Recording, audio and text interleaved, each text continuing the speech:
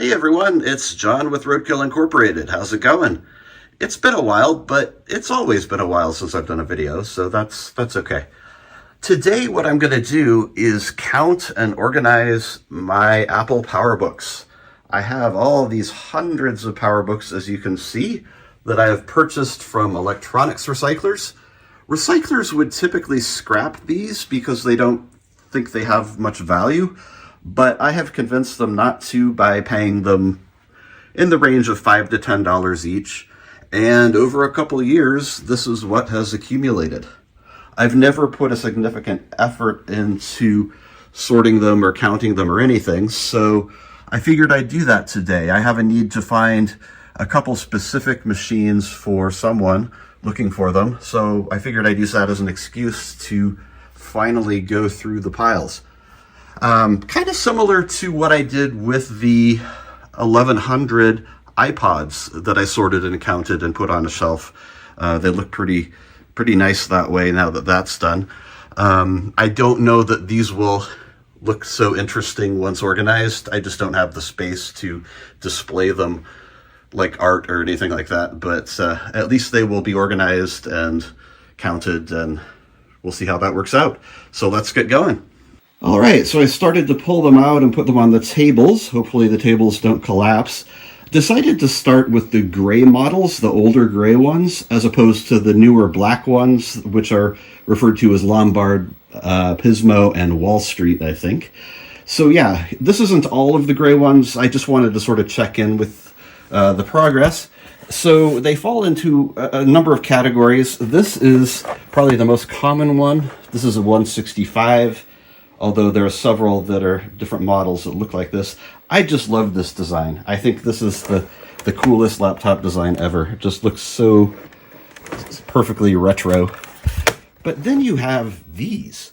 Like, I don't understand these. These are just, like, who at Apple approved that? It's the ugliest thing I've ever seen. It's just, so that is a 520C. It's just gross. Like, I don't know. This one is a little better, but still pretty bad. 5300C. Yeah, so we have a lot of those too, unfortunately. But then we have this. Look at this. 2400C 180. The keys, I don't know if you can tell, but the keys are half the size of a normal PowerBook. Just these tiny little keys, and it's got this weird handlebar mustache button. The rubber stoppers have melted. Seems to be a common theme with these laptops, so it's all gooey. That needs to be cleaned up. A lot of them won't even open because they're so stuck. But yeah, this computer is just something else.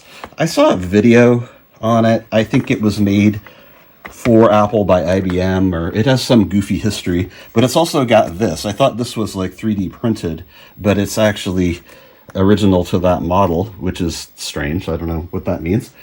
And then we have two more categories. We have duos, which unfortunately are not in great shape and missing, I think that's the battery there. This one's stuck. So they're a little bit smaller machine, and then they are kind of rounded. They go on to the famous Duo dock, which I don't believe I have. And then there is the 100, which I have a few of. And it's the same size, but it's a little bit sort of more square shaped.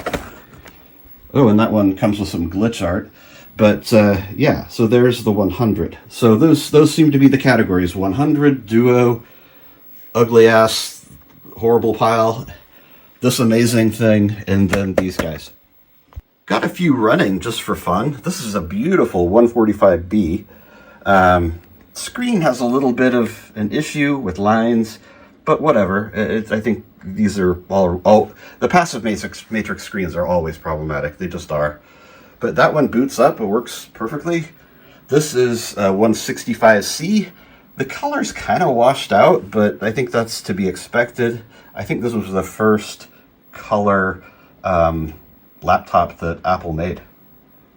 All right, got all of the gray PowerBooks out on the table.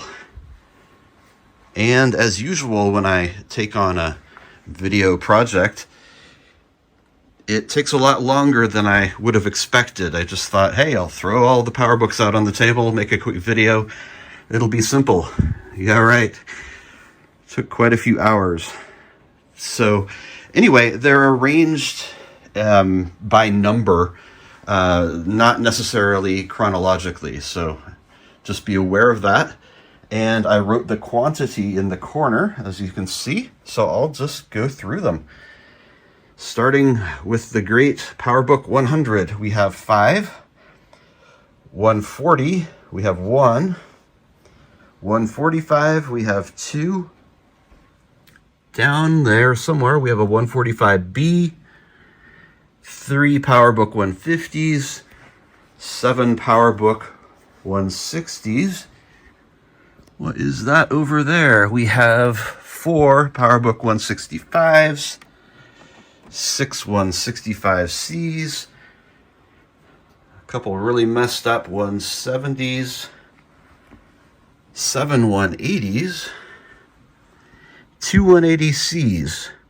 Surprised I didn't have more of those. 1 190. 6 190CSs. Some of them I did 2 piles because there were enough. These are the really ugly 520s. That one's really messed up. Let's see. Now we have 13 520Cs. 1 540. Back there is our 7 540Cs. 9 1400Cs. 20 1400CSs. There are a lot of 1400CSs for some reason. These are 1400CSs here, and on top of them is the 2400C.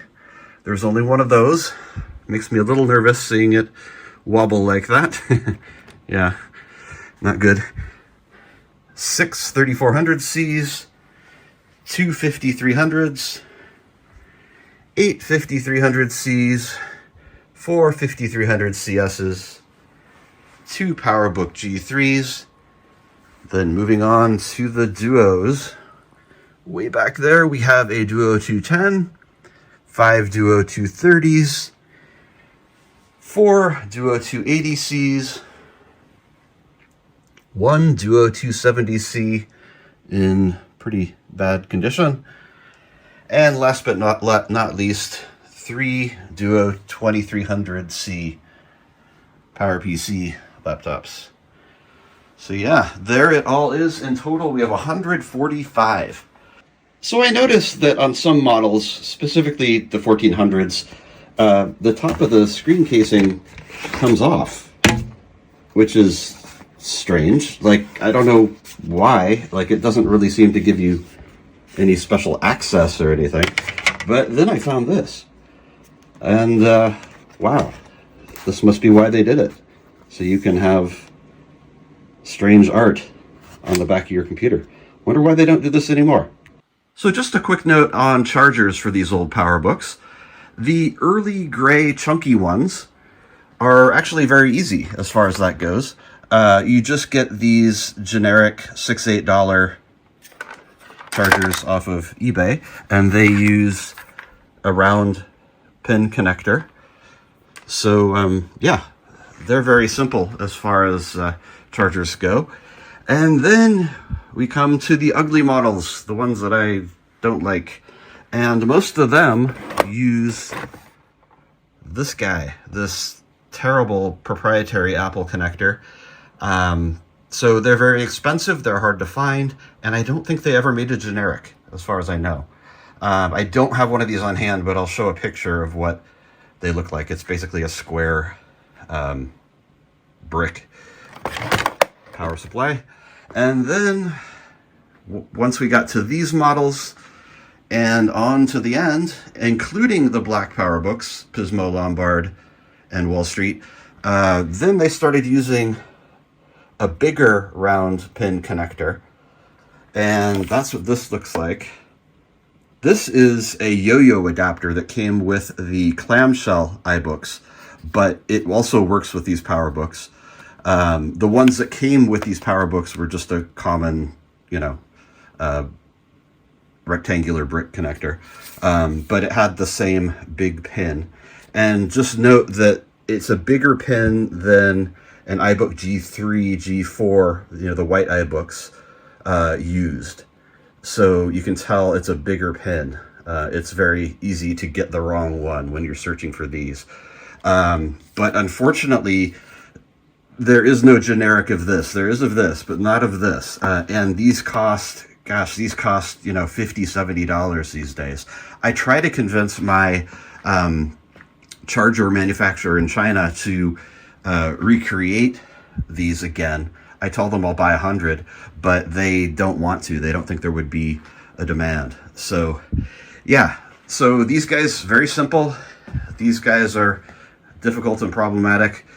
These possibly a little better, but you're still looking at paying $50 and searching around.